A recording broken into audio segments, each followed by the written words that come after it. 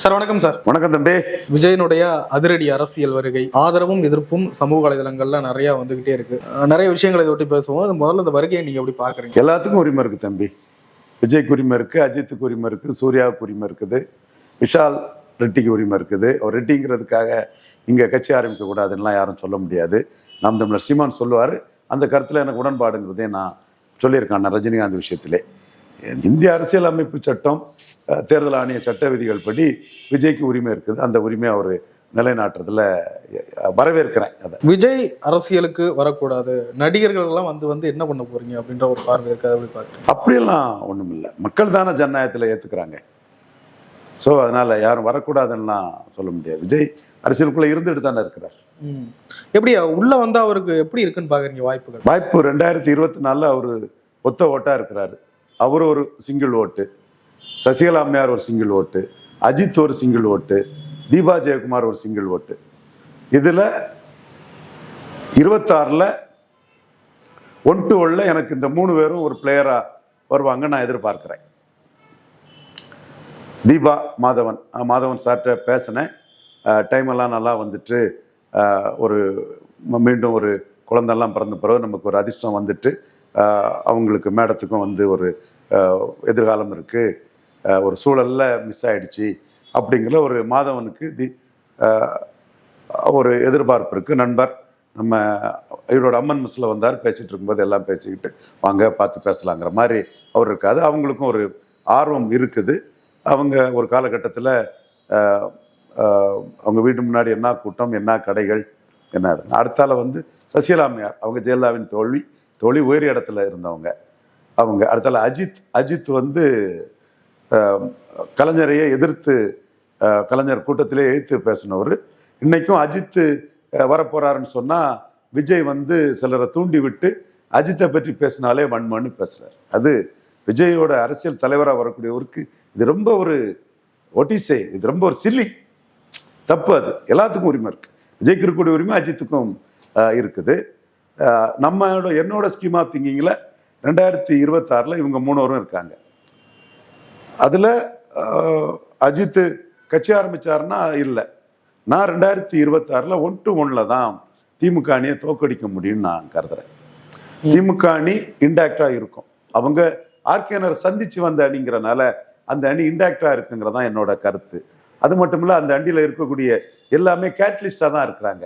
ஒரு அன்புமணி மாதிரி chief minister ஆகணும், ஒரு அண்ணாமலை மோடி வேல்யூ அடிஷனாக இருக்கிற ஒரு முதலமைச்சர் கேண்டிடேட்டாக வருவாரோங்கிற மாதிரி அந்த அணியில் யாரும் இல்லை. திருமாவளவன் வெற்றி வீரர், எக்கச்சக்க ஓட்டுகளை கான்ட்ரிபியூட் பண்ணுறாரு, அது வேற விஷயம், அவர் பெரிய ப்ளஸ், அதெல்லாம் நான் மறுக்க வரல. ஆனால் அவங்க கேட்டலிஸ்ட்டுங்கிறதுனால இன்டாக்டாக இருப்பாங்க நான் கருதுறேன். அவங்க ஸ்டாலின் தலைமையிலான அந்த அணி இன்டாக்டாக இருந்தால் 57-62-67 காமராஜ் பலத்தில் அவங்க இருப்பாங்க, 45% பலத்தில் அவங்க இருப்பாங்க. இப்போ மக்களவையில் ராகுல் காந்தி தலைமைக்கு அதையும் தாண்டி போகலாம், அது வேற விஷயம். சட்டமன்றம்னா 45% பலத்தில் இருப்பாங்க. அப்போ 45% பலத்தில் இருக்கக்கூடிய ஒருத்தரை தோக்கடிக்கணும்னா 1-1 மூலமாக தான் தோக்கடிக்க முடியும். அந்த 1-1 தான் நான் ஸ்கீம் பண்ணிட்டு இருக்கிறேன். அப்போ என்னோட கிராண்ட் மாஸ்டர் பொலிட்டிக்கல் ஸ்ட்ராட்டஜியில் விஜய்க்கு இடம் இல்லை. என்னை பொறுத்தவரை விஜய் அன்ப்ராடக்டிவ். அது 2024ல் ஒத்த ஓட்டு தான். 24ல் ஒரு ஒத்த ஓட்டு தான், ஒத்த ஓட்டு விஜய். கோடிக்கணக்கான ரசிகர்கள் இருக்கலாம். கோடிக்கணக்கான ரசிகர்கள் அவங்களுக்கு பிடிச்ச இடத்துக்கு ஓட்டு போடுவாங்க. 100 கோடி கூட ரசிகர்கள் இருக்கட்டு, அவங்களுக்கு பிடிச்ச இடத்துக்கு ஓட்டு போடுவாங்க. இது எப்படி சார் சொல்ல முடியும்? அவரே சொல்லலீங்க, ஒதுங்கிட்டாரு. அவர் சொல்லி யாரும் பாராளுமன்றத்தில் ஓட்டு போடாங்கன்னு ஒதுங்கிட்டாங்க. நீங்க கேட்குற கேள்விக்கு நான் பதில் சொல்றேன் தம்பி. 2011ஆம் ஆண்டு ஜெயலலிதா அம்மையாருக்கு வந்து விஜய் ஆதரிச்சார். என் விருப்பத்தை எங்கள் அப்பா தந்தை மூலமா தெரிவிச்சான்னு எஸ் ஏ சந்திரசேகர் மூலமா தெரிவிச்சார். 3 சீட்டு கேட்டாங்க. இதெல்லாம் எல்லாம் நடந்தது, வெற்றி பெற்றாங்க. அணில் மாதிரி உதவணும்லாம் சொன்னாங்க. ஓகே. அதற்கு பிறகு விஜய் மக்கள் இயக்கம் அணில் மாதிரி உதவுனதாட்டு, ஒரு இயக்கம் உதவுனதாட்டு சொன்னாங்க. நானே 70,000 ஓட்டுக்கு அவங்களுக்கு கான்ட்ரிபியூட் பண்ணுறேன். 300 கேடர்ஸ் ஒரு இடத்துலையும் ஒர்க் பண்ணாங்க. ஒரு 70,000 ஓட்டு கிடைக்கும்னு நான் கான்ட்ரிபியூட் பண்ணுறேன் தம்பி. 2014 மக்களவை தேர்தல் வந்ததா இல்லையா? 14க்கு முன்னாடி தலைவா படத்தை ஜெயலலிதா அடின்னு நொறுக்குனாங்களா இல்லையா? நலத்திட்ட உதவிகளை ஜெயலலிதா கொடுக்க விடாம தாம்பரத்தில் தடுத்தாங்களா இல்லையா? எல்லாருக்கும் தெரிஞ்ச விஷயம் தானே. தலைவா பிரேக் ஈவன் படம் கேரளாவில், அந்த படத்தை இங்கே ஃப்ளாப் ஆக்கிட்டாப்புல. அப்போ கூட நான் தேவபாரேஸ் தேட்டரில் அந்த படத்தை பார்த்தேன். 27 ஆடியன்ஸ் இருந்தாப்புல, ஒரு 20 விட்டு கை தட்டினாப்புல. அப்போ விஜய் முடிஞ்சாண்டேன்னு என் ஃப்ரெண்டு கோபால் சொன்னார். இல்லை கோபால் சார் முடியலை, வந்தவன் கை தட்டினா அனுப்பான், அவனுக்குன்னு ஒரு ஆதரவு கூட்டம் இருக்குன்னு நான் அன்னைக்கு பதிவு பண்ணேன். எனிவே அந்த படத்தை ஜெயலலிதா காலி பண்ணிட்டாங்க, தெளிவாக காலி பண்ணிட்டாங்க. அதற்கு பிறகு மக்களவை தேர்தல் வருது. ஜெயலலிதா மோடியா லேடியானி களத்தில் நிற்கிறாப்புல. இவங்க மோடியா லேடியானி ஜெயலலிதா களத்தில் நிற்கும்போது 11 தன் விருப்பத்தை பெரிய தலைவரான விஜய் அவர்கள் தன் தந்தை எஸ்ஏசி மூலமா சொன்னவர், பெரிய தலைவரான விஜய் அவர்கள் கோயம்புத்தூர்ல போய் மோடியை போய் பார்க்கிறார். பார்த்தாரா இல்லைங்களாங்க? மோடி ரஜினியை வந்து பார்த்தாரு. அதுக்கு கூட வித்தியாசம் தெரியாம பலர் இருக்கிறாங்க, பாவம், அவங்கள விட்டுறலாம். அப்போ ஜெயலலிதா அம்மையார் 11 விஜய் தன் விருப்பத்தை அவங்க அப்பா மூலமா தெரிவிச்சு, விஜய் மக்கள் மன்றம் அதிமுக தலைவர்கள் வரிசையில் ஜவஹர்லா, சரத்குமார், கிருஷ்ணசாமி, விஜயகாந்த், இந்த வரிசைக்குள்ள தலைவர்கள் சேதுராமன், இந்த வரிசைக்குள்ள போட்டோ நானே பார்த்தேன்.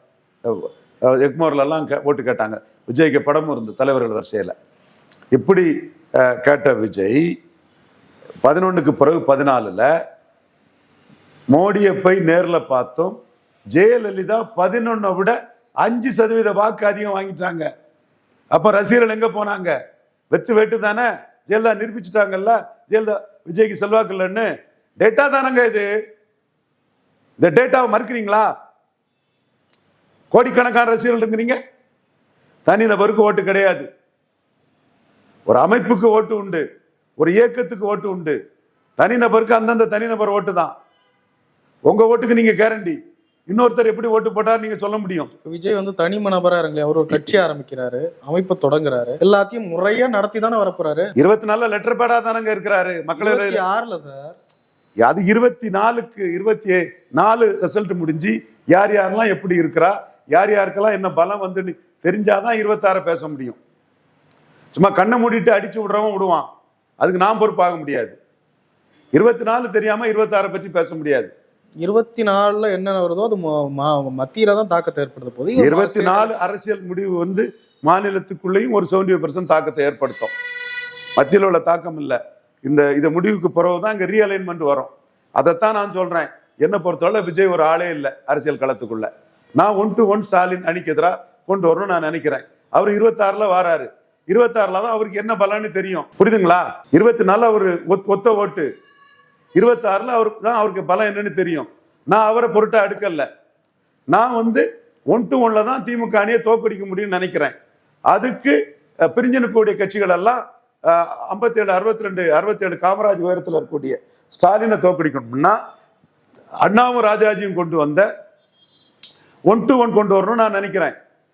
சும்மா அரசியலே புரியாம வாய்க்கு வந்ததை காலையில் 1 சாயங்காலம் 1 இனி அடிச்சுட்டு போறவங்க வேற. நம்ம கன்சிஸ்டண்டா இருப்போம். புரியுதுங்களா? நம்ம தப்பா போயிடக்கூடாதுங்கிற கவனத்தோட நம்ம பேசுவோம். நம்ம ஸ்ட்ராட்டஜி 1-1 ஸ்ட்ராட்டஜி தான். ஏன்னா ஸ்டாலின் அணி உடையாதுன்னு நம்ம சொன்னோம், உடையல. கமல்ஹாசன் அங்க போய் சேர போறாரு. ஸ்டாலின் டைம்ஸுக்கு கமல்ஹாசனை சேர்த்துக்கிறதுக்கு வாய்ப்பு இருக்குது. இன்னும் கமல்ஹாசன் 8 தொகுதியில டார்ச் லைட்ல நிற்கிறதுக்கு ஆய்வு பண்றாரு. டார்ச் லைட் சின்னத்தை கேட்டு போறாங்கன்னா அவங்களும் பொலிட்டிக்ஸ் பண்ணாலும் கூட திமுகவோட தொடர்பு காரணமா அவர் அங்க கூட்டணியில் சேர்றதுக்கு வாய்ப்பு இருக்குது. எதிரணி யாரு? விஜய் ஒத்த ஓட்டு விட்டுருங்க. 24 விஜய், சூர்யா, அஜித், தீபா ஜெயக்குமார், சசிகலா எல்லாருமே ஒத்த ஓட்டு. இன்னைக்கு 24 திமுக அணிக்கு மாற்றிய எதிர்ப்பா யார் நிற்கிறா சொல்லுங்க? சீமான் 20 பெண்கள் 20 ஆண்கள்னு அவரு களத்துக்குள்ள காங்கிரஸும் பாஜகவும் தமிழின துரோகிகள், தமிழகத்துக்கு எதுவும் பண்ணல, காவிரி, கச்சத்தீவு, முல்லை பெரியார், மீத்தேன், ஈத்தேன், நீட்டு எல்லாமே காங்கிரஸும் பாஜகவும் செய்த துரோகங்கள்.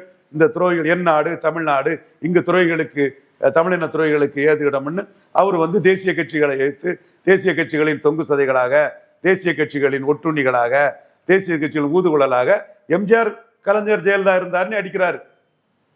எங்க அவர் எடப்பாடி ஸ்டாலினை கூட சொல்லல, ஒட்டுமொத்த எம்ஜிஆர் ஜெயலலிதா கலைஞரை அடிக்கிறாரு, மாநில உரிமைக்கு இவங்க எதிரானவர்னு ஒரு பெரிய ஒரு ஸ்ட்ராட்டஜி எடுத்து இதுவரை நிற்கிறது. எது எடுக்கல. மணி, இந்தியா டுடே மணி சார், இப்படி ஒரு ஸ்ட்ராட்டஜி சீமான் எடுத்திருக்கிறது உங்களுக்கு தெரியுதா? பேச விருப்பமா? கில்லிங் சைலன்ஸ் பண்றீங்களா? ஏதாவது அவர் மேல கோபம் இருக்கா? என்னன்னு தெரியலையே. நேர்மையான ஆளாச்சே நீங்க, ஏன் மறைக்கிறீங்க? இது மணியை மட்டும்தான் இதை பிடிச்சிருக்கிறேன், மற்றவங்க அது புறவை பிடிச்சிக்கலாம். நண்பர் பிடிச்சாதான் நல்லா இருக்கும், நண்பர் தான் அது. ஸோ அவரு அப்படி ஒரு ஸ்ட்ராட்டஜி எடுத்து இங்க நிற்கிறாரு. ஸ்டாலின் மோடி எதிர்ப்புல நிற்கிறாரு. இந்தியா அணின்னு நிற்கிறாங்க, கூட்டத்தில் நிற்கிறாங்க. உதயநிதி ஸ்டாலின் சுட்டி காட்டுறாரு, அதிகார பலம் நம்மகிட்ட இருக்குன்னு சுட்டி காட்டுறாரு. அதிகார பலத்தை வச்சுதான் ஜெயலலிதா 2014 மோடியா லேடியான்னு கேட்டு 5% வாக்கை உயர்த்தும் போது விஜய் மோடியை பார்த்தும் விஜய் ரசிகர்கள் எல்லாம் ஒண்ணுமே இல்லைன்னு ஆகிட்டாரு. விஜய் 0 ஜெயலலிதா 11 அணில் மாதிரி உதவுனவங்களை 14 ஆக்கிட்டாங்க. இது டேட்டா சார். டேட்டாவை மறுக்கிறீங்களா சார்? உண்மை டேட்டா சார், யாரும் மறுக்க முடியாது. விஜய்க்கு ஆதரவா பேசுறவங்க பேசலாம், நான் மறுக்க வரல. நானும் விஜய் ஆதரிக்கவும் இல்லை, எதிர்க்கவும் இல்லை. I am not for Vijay R against Vijay, அப்படி ரெசோர்ட்ல வச்சிருப்போம். இப்போ அவர் 0ங்கிறனால, ஒத்த ஓட்டுங்கிறனால அது அவர் நாங்கள் பெருசா எடுக்கல. பட் இந்த டேட்டாவை மறுக்க முடியுமா யாராவது? அவனு பேசக்கூடிய யாராவது டேட்டாவை மறுக்க முடியுமா? டேட்டா அதைத்தானே சொல்லுது. ஸோ அந்த பாராளுமன்ற தேர்தலுக்கு பிறகு இந்த 19க்கு பிறகு 24ல் திமுக அணி அதே ஜெயலலிதாவுக்கு வீகத்தை எடுத்து அதிகார பலத்தை காட்டுவோன்னு உதயநிதி ஸ்டாலின் சொல்றாரு. அதிகார பலத்துக்கு முன்னாடி அதிமுக நிற்குமா? அழகிரிக்கு முன்னாடி ஜெயலலிதா தலைமையிலான அதிமுக தென் மாவட்டங்களில் நின்றுதா? 2009ஆம் ஆண்டு ஜெயலலிதா 144 கொடுத்து 200 ரூபா ஓட்டுக்கு போலீஸ் வச்சு கொடுக்கும்போது திமுக நின்றுச்சா? நான் திமுக சேர்த்து தான் சொல்றேன். என் ஃப்ரெண்டு நார்வேல கலை இருந்து திமுக மட்டும் நிற்பாங்க. அப்படித்தாங்க அதிகார பலத்துக்கு முன்னாடி திமுகவும் நிற்கல, அதிமுகவும் நிற்கல. இப்போ அதிகார பலம் யார்கிட்ட இருக்கு? திமுக இருக்கு. அதிகார பலத்துக்கு முன்னாடி யாரும் நிற்க மாட்டாங்க. அப்போ திமுக அணி இன்டாக்டா இருக்குது. அப்ப இங்க நடக்கிறது என்ன? திமுக அணிக்கு யார் போட்டிங்கிறதா நடக்குது. அதுல விஜய் வருவார் நான் எதிர்பார்த்தேன். நான் மாத்தி மறிச்சு பேச மாட்டேன். விஜய் நான் வரவேற்றேன். 2014 வர்றதுக்கு விஜய் நான் வரவேற்கிறேன்னு சொன்னேன். ஏன்னா ஏன் டார்கெட் எடப்பாடி பழனிசாமியை 15% நிறுத்தணும்னு நான் சொல்றேன். இது புலி வேட்டை. அவர் முதலமைச்சராக இருந்தவர். 7.5% அரசு பள்ளி பயிலக்கூடிய மாணவர்களுக்கு கொடுத்தவர், பாதுகாக்கப்பட்ட வேளாண் மண்டலமாட்டு டெல்டாவை அறிவிச்சவர், குடிமராமத்து பணிகள் பண்ணவர், முதலமைச்சராக இருந்தவர். அவரை 15% நான் நிறுத்துவேன்னு சொன்னேன். அதற்கு விஜயகாந்தும் கமலஹாசனும் அரசியல் களத்துக்குள்ள வரும்போது ரெட்டலையை பலகீனப்படுத்தினாங்க. ஜெயலலிதா பலகீனப்படுத்தினாங்க. வெற்றிடம் இருக்கும்போது ஜெயலலிதா இருந்த அப்பர் காஸ்ட் ஓட்டுகளை, நகர்ப்புற ஓட்டுகளையும் கமலஹாசன் தூக்கிட்டு போனாரு. எம்ஜிஆர் ஆட்சி அமைப்புன்னு சொன்னாரு. ஸோ அது மாதிரி விஜயும் 2024 வந்தால் எடப்பாடி பழனிசாமியை பலகீனப்படுத்துவார். நான் ஏன் ஸ்ட்ராட்டஜிக்கு விஜய் எதிர்பார்த்தேன், விஜய் பாராட்டினேன், இன்னும் பாராட்டுறேன். நலத்திட்ட உதவிகள் செய்யற விஜயை நான் பாராட்டுறேன். இரவு பாடசாலை பண்ணக்கூடிய விஜயை நான் பாராட்டுறேன். அம்பேத்கர், பெரியார், காமராஜ்னு தலைவர்கள் இதெல்லாம் படிக்கணும்னு மக்களுக்கு ஆலோசனை சொல்லக்கூடிய விஜயை நான் பாராட்டுறேன். ஆனா 2024 அவர் வராத போது ஒத்த ஓட்டு தானே 24 ஒத்த ஓட்டுங்கிறதான உண்மை. அவரு 11 14 5% ஓட்டு அவர் இல்லாமலே ஜெயலலிதா தாண்டி போயிட்டாருன்னா அவருக்கு வாக்கு வலிமையெல்லாம் ஒன்றும் இல்லைன்னு ஜெயலலிதா நிரூபிச்சிருக்காங்க இல்லையா? அந்த வகையில் இன்னைக்கு களத்துக்குள்ள இல்லாதவரை நான் எந்த அளவுக்கு பேச முடியும், மதிக்க முடியும்? இதை தாண்டி நான் எப்படி மதிச்சிட முடியும்? லாஜிக் சொல்லுங்க. அடுத்து அவர் 26க்கு வரப்போறாரு. ஓகே, இப்ப 24 ரிசல்ட் எப்படி வரப்போகுதுன்னு பார்க்கணும். சீமான் ஒரு கொள்கையை சொல்லிட்டு தெளிவா நிற்கிறாரு. ஸ்டாலின் ஆன்டி மோடின்னு தெளிவா நிற்கிறாரு. இருக்காங்களா? அப்படி ஓரளவு அட்ஜஸ்ட் பண்ணி நின்றுவாங்க, இன்டாக்டா நின்றுவாங்கன்னு வைங்களா. ஏன்னா எல்லாத்துக்கும் லாபம் இருக்குது. இன்னைக்குள்ள அரசியல் அக்குமுலேட்டிங் பவர் அமாசிங் வெல்த்னு ஆகிப்போச்சு. அப்போ எல்லாமே நின்றுவாங்க. அடுத்து எடப்பாடி தலைமையிலான ஒரு அணி, இவர் பாஜக மோடி தலைமையிலான அண்ணாமலை முன்னெடுத்து நிற்கக்கூடிய ஒரு அணி. இவங்க இன்னும் முடிவெடுக்காமலே இருக்கிறாங்க. இப்படி கமலஹாசனும் தினகரனும் முடிவெடுக்காம இருந்து சொதப்புனால தான் சீமான் எழும்பினார். சீமான் பெரியவரா, கமலஹாசன் பெரியவரா? கமலஹாசன் பெரியவர், சீமான் துணை நடிகர். கமலஹாசன் நம்பர் 2, கடைசியா தசவதாரம் படத்துக்கு வந்த ஆடியன்ஸ் எந்திரனு கூட வரலன்னு என் ஃப்ரெண்டு கோபால் ஆர்கியூ பண்றாரு. தசவாரத்துக்கு அதிக ஆடியன்ஸ்னா கடைசியில எந்திரனுக்கு அதிக ஆடியன்ஸ் ஆனா நான் எந்திரனுக்கு இருக்கும் நான் கருதுறேன். அவரு தசாவதாரத்துங்கிறாரு. எப்படி 1 and 2 ரஜினி கமலுக்குள்ள இருந்தாலும் கூட அந்த அளவுக்கு ஒரு அதிக ஆடியன்ஸை பெற்ற ஒரு கலைஞர். அந்த கலைஞர் கமலஹாசன் அவரு 2.5 கீழே போயிட்டாரு. சீமான் தெளிவான நிலைப்பாட்டில் இருந்ததுனால 6.8க்கு போயிட்டாரு. ரெட்டேலையும் உதயசூரியன் தோக்கடிச்ச டிடிவி 2.5 கீழே போயிட்டாரு. அப்போ உறுதியான நிலைப்பாட்டில் சீமான் அன்னைக்கு எழும்பின மாதிரி இன்னைக்கும் அவர் உறுதியான நிலைப்பாட்டுக்குள்ள இருக்கிறாரு. மற்ற திமுக அணி தவிர மற்றவங்க கூட்டணி பேரத்தை நடத்திட்டு இருக்கிறாரு. இன்னைக்குள்ள காலகட்டத்தில் கூட்டணி பேரத்தை வாட்ஸ்அப், ஃபேஸ்புக், சமூக வலைத்தளங்கள் உள்ள காலகட்டத்தில் கூட்டணி பேரத்தை மக்கள் எவ்வளவுக்குள்ள கூர்ந்து கவனிக்கிறாங்க? அதை மக்கள் ரசிக்கிறாங்களா? இல்லைல்ல. அப்போ இது எப்படி அணி அமைய போகுதுங்கிறது ஒரு டவுட்டா இருக்குது. As on date Mister India Today மணி ஸ்டாலின் தலைமையிலான ஒரு அணி ஒரு நிலையான கொள்கையோடு இருக்கு. சீமான் தனிச்சு இருக்கிறாரு. இது உங்களுக்கு கசக்குது, கொமட்டுது. பார்ப்போம். நாம சொல்ற மாதிரி சீமான் ஜம்பாகிறாரா அல்லது இந்தியா டுடே மணி சொல்ற மாதிரி கீழே போறாரான்னு பார்ப்போம். அது நம்ம சொன்னதுதான். காந்தராஜ் மோதிக்கிட்டு 2021 மோதிக்கிட்டு போனாரு. உள்ளாட்சி தேர்தலில் நானே சொல்லிட்டேன், அண்ணாமலையும் பாஜகவும் தான் 3வது வருவாங்கன்னு சொன்னேன். சரிதானா? இப்போ அப்படி சொன்னா மணியை வம்பு கிழித்து வாங்க மணின்னு சொன்னாருன்னா சீமான் மணிக்க கருத்தெல்லாம் தட்டி தூக்கி போட்டுட்டு போயிடுவாருங்கிற நம்பிக்கை எனக்கு இருக்கு. மணி உங்க கருத்தை சீமான் தட்டி தூக்கி போட்டு போயிடுவாரு. நீங்க இன்னும் உங்க கருத்துல இருக்கிறீங்களா இல்லையாங்கிறத யோசித்து நிலவரத்தை பார்த்து முடிவெடுக்கலாம். ஆனா இன்னைக்கு களத்துக்குள்ள இருக்கிறது 2 அணி தான். சீமான் தனியா நிற்கிறாரு, திமுக அணி நிற்கிறாரு. இங்க பாஜக தலைமையில ஒரு அணி அமைய வேண்டியது இருக்கு, எடப்பாடி தலைமையிலான ஒரு அணி அமைய வேண்டியது இருக்குது. இவங்கள யார் யார் எப்படி அமைகிறாங்க, யார் யார் எப்படி வாக்கெடுக்கிறாங்கிறதான் பார்க்கணும். இந்த பாஜக தலைமையிலான அணி தோத்து போன அணி. நான் மோடி தலைமைக்கு இங்க வாக்கு அதிகரிக்கும், மோடி எதிர்ப்பு ஓட்ட ஸ்டாலின், மோடி எதிர்ப்பு ஓட்ட எடப்பாடி பழனிசாமி, இன்னைக்கு என்ன விசாரணைக்கு ஆளாகக்கூடிய நாம் தமிழர் சீமான் எல்லாரும் பிரிச்சுட்டாங்கன்னா ராமநாதபுரம், தென்காசி, கன்னியாகுமரி எல்லாம் மோடிக்கு ஜெயிக்குங்கிறத நான் நம்புறேன், ஜெயிக்கணும்னு ஆசைப்படுறேன். மோடிக்கு வாக்கு வலிமை கூடணும்னு ஆசைப்படுறேன். அந்த அண்ணாமலைக்கு கடுமையான ஒர்க்கை நான் ரெகனைஸ் பண்றேன். பட் 2024 ரிசல்ட் தான் சொல்லணும். இந்த 2024 ரிசல்ட் தோத்து போன அணியில உள்ள பிளவு அவங்க ஏற்கனவே இருந்த ஸ்ட்ரென்த்தை தாண்டுவாங்களா? கஷ்டமான ஒரு விஷயம் தான். தோத்து போன அணியில ஒரு பிளவு வரும்போது, தோத்து போன ஒரு கட்சியில ஒரு பிளவு வரும்போதும் பழைய ஓட்டை தாண்டது கஷ்டம்.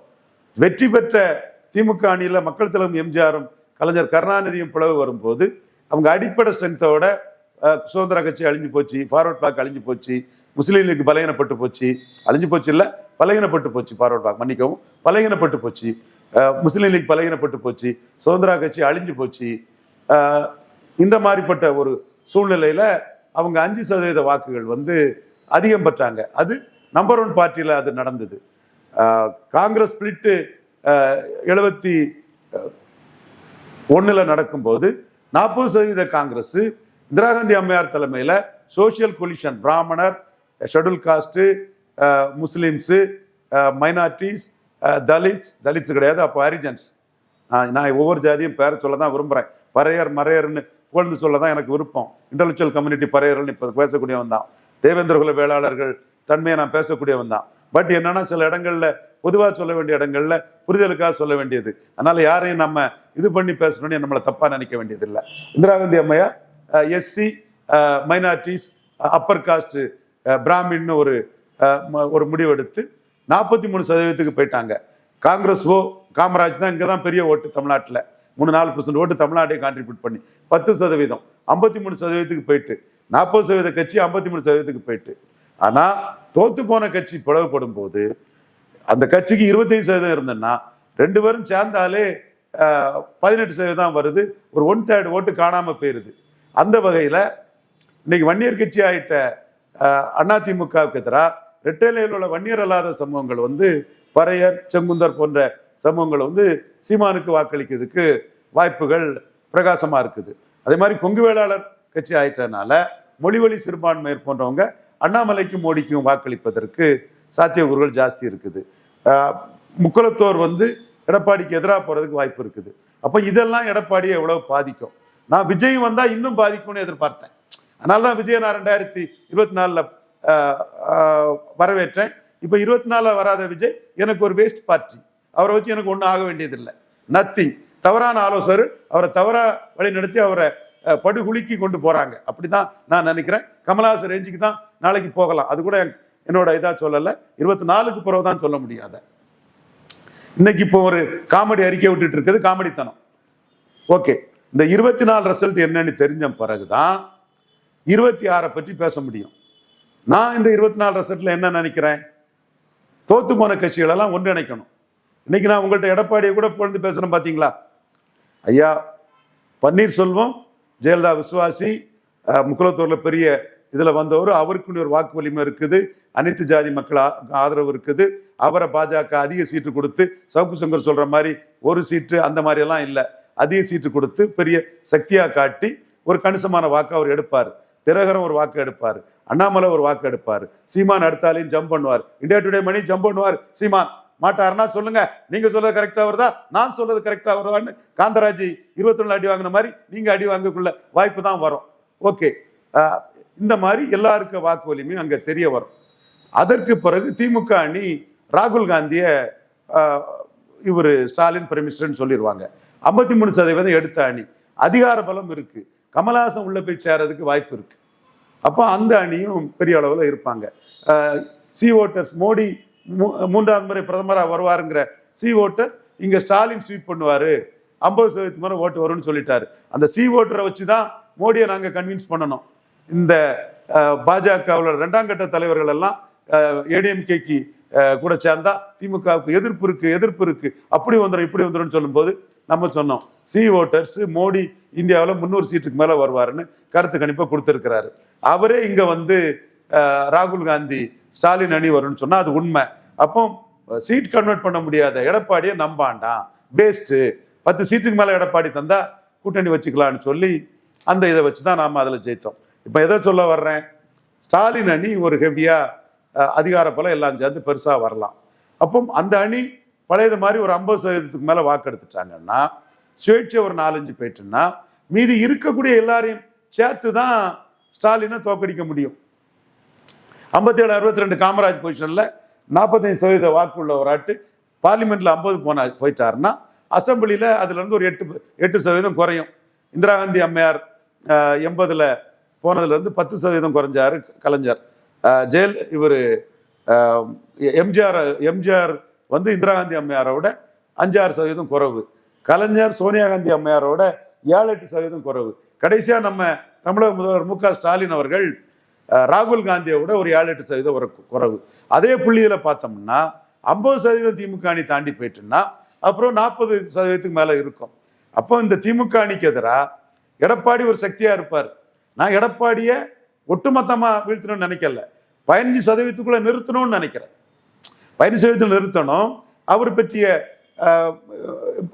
நல்ல விஷயங்களையும், அரசு பள்ளி மாணவர்களுக்கெல்லாம் ஐயா எடப்பாடி செய்த நல்ல விஷயங்களையும், காவிரியை பாதுகாக்கப்பட்ட வேளாண் மண்டபம் அறிவிச்சது, நிலையான ஆட்சியை கொடுத்தது, இதெல்லாம் ஐயாவை நான் பாராட்டுறோம்னா, அவரும் நாளைக்கு 1-to-1க்கு நம்ம கிராண்ட் ஸ்ட்ராட்டஜி ஃபார் 2026க்கு தேவை 1-to-1 தான். ராஜாஜியும் அண்ணாவும் பண்ண ஸ்ட்ராட்டஜி தான். அப்போ அந்த 1-to-1க்கும் நம்மளோட ஸ்ட்ராட்டஜிக்கு விஜய் வேலைக்கு ஆக மாட்டார். அவர் தனிச்சு போறாரு 26. 2024 அவரு நமக்கு நோ யூஸ்.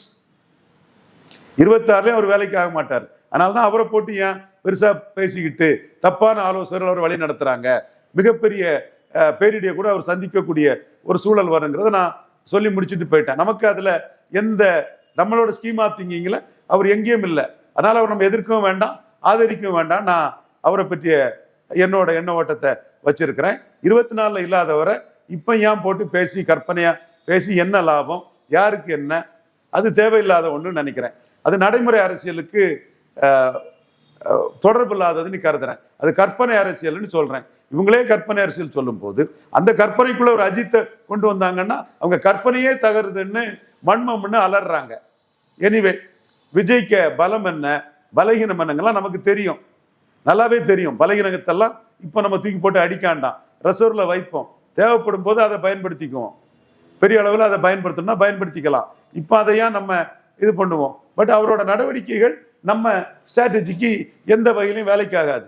நம்ம எடப்பாடியை பலவீனப்படுத்துறதுக்கு 24 கூப்பிட்டேன், கூவி கூப்பிட்டேன், வாங்க வாங்கன்னு. அவரு 26ங்கிறாரு. 26ல நம்ம ஸ்ட்ராட்டஜி 1-1.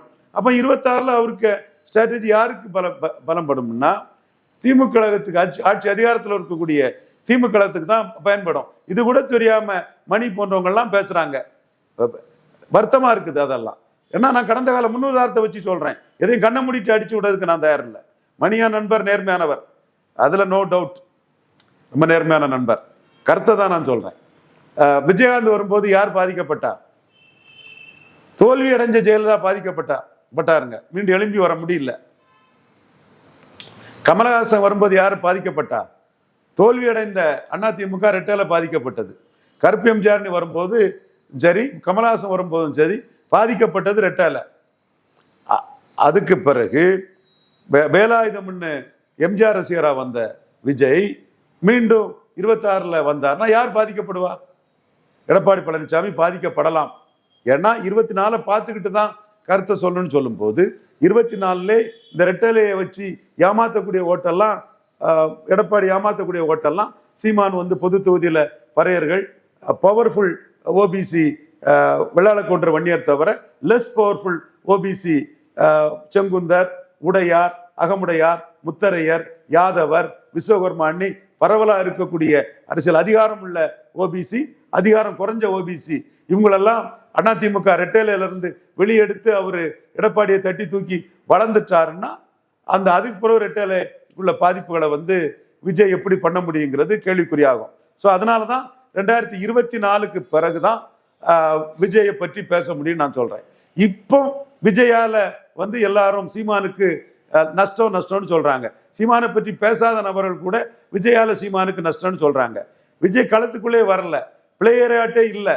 அவர் ஒத்த ஓட்டாட்டு அஜித் மாதிரி, தீபா ஜெயக்குமார் மாதிரி, சசிகலா அம்மையார் மாதிரி இருக்கிறாரு. ஒத்த ஓட்டு எப்படி 24 சீமானை பலகீனப்படுத்திட முடியும்? இல்லை. சீமானும் அவரை பற்றி தன் கருத்தை சொல்லிட்டு போயிட்டாரு. கமல்ஹாசன் வந்தாரு நிக்கல, விஜயகாந்த் வந்தாரு முழுமையா நிக்கல, நான் தொடர்ந்து போராடிட்டு இருப்பேன், வர்றது எளிது, வருவாரு நிப்பாராண்ணி ஒரு வார்த்தையை கேட்டுக்கிட்டு அடுத்த கட்ட கேள்வியை கேட்டு போய் கடந்துட்டு போயிட்டாரு. அவரு அதை விஜய் சிம்பிளா கடந்து போயிட்டாரு. இப்போ வராத விஜயை வச்சு சீமானை பற்றி பேசுறது காந்தராஜ் பேசுவாரு. காந்தராஜுக்கு ரொம்ப மகிழ்ச்சியா இருக்கும். ஆனா காந்தராஜ் வந்து ஒரு ஒரு அரசியல் இதுல அனுபவம் உள்ள ஒரு அறிவு சார்ந்தவர் அல்ல காந்தராஜ். ஓகே, எனக்கு தெரியும் அவரை. சன் டிவில எல்லாம் சசிகலா மேட்டர்ல என்ன வெறியில பேசினாரு பாத்தீங்களா Kantharaj? we showed the place for Sasikala mister Kantharaj. புரியுதுங்களா? அது அந்த விஷயத்துல கூட சீமான் வந்து சசிகலாவை கொல்ல சதினாரு. தமிழ் மண்ணிலே போல்டா சொல்லி அதுல கூட சீமான் ஓட்ட அதை வாங்கிட்டு போயிட்டாரு. ஸோ இந்த கட்டத்துக்குள்ள களத்துக்குள்ள இல்லாத விஜயை வச்சு சீமானை பற்றி பேசுறதுன்னா விஜய்க்கும் சீமானுக்கும் காமன் சிம்பதைசர்ஸ் இருக்கிறாங்க. ஓட்டர்ஸ்ன்னு சொல்ல முடியாது. பறையர் சமூகமும் கிறிஸ்தவ சமூகமும் 2 பேர் மேலேயும் சிம்பதி இருக்கு. அது எனக்கு தெரியுது, தெளிவாகவே தெரியுது. பறையர் சமூகம் பார்த்துட்டு இருக்கிறாங்க. அவங்க தான் இன்டெலெக்சுவல் கம்யூனிட்டி டிசைடிங் ஃபேக்டர். அவங்க வந்து திருமாவளவன் மூலமா வெற்றி பெறா திமுக வச்சுட்டு இருக்காங்க. சீமான் வந்து மிகப்பெரிய அளவுக்கு அம்பேத்கர் அதிகம் பேசுறாரு. மோடி, சீமான், ரவீந்திர துரைசாமி அரசியல் விமர்சகர்கள்ல அம்பேத்கரை ஜாஸ்தி பேசுறது இவங்க தான். ரெட்டைமலை சீனிவாசனையும் ஐத்திதாஸ் பண்டிரையும் சீமான் பேசுறாரு. பொது தொகுதிகளில் ஆதி தமிழர்னு இதை பேசுறாரு. இந்த புள்ளிக்குள்ள திருமாவளவன் நிற்காத இடங்கள்ல பாமகவை தோற்கடிக்க வேண்டிய நிர்பந்தம் இல்லைன்னா பறையர் சமூக ஓட்டு இந்த தடவை சீமானுக்கு அதிகம் வரும்னு கருதுறாங்க. நான் கூட திருமலை ஷூட்டிங்ல விஜய் வந்து கன்ஃபியூஸ்டா இருக்கு, என்ன செய்யலன்னு ஒரு காமன் ஃப்ரெண்ட் மூலமா என்ன கான்டாக்ட் பண்ணி பேசினாரு. ஒன்றும் இல்லைங்க, உங்களுக்கு மினிமம் கேரண்டி இருக்கு, மினிமம் கேரண்டி இருக்கவங்க தான் நம்பர் 1 ஸ்டாரா வர முடியும். மினிமம் கேரண்டி நீங்க மெயின்டைன் பண்ணிட்டு போயிட்டீங்கன்னா பெரிய வெற்றி கிடைச்சா ஏறி வந்துடலாம். மினிமம் கேரண்டிக்கு நீங்க அம்பேத்கர் படங்களை இது பண்ணுங்க. தியேட்டர் ஆடியன்ஸு 100க்கு 40 பேர் தலித் மக்கள் தான், அதை பண்ணுங்கன்னு நானே அவருக்கு அட்வைஸ் பண்ணியிருக்கிறேன்.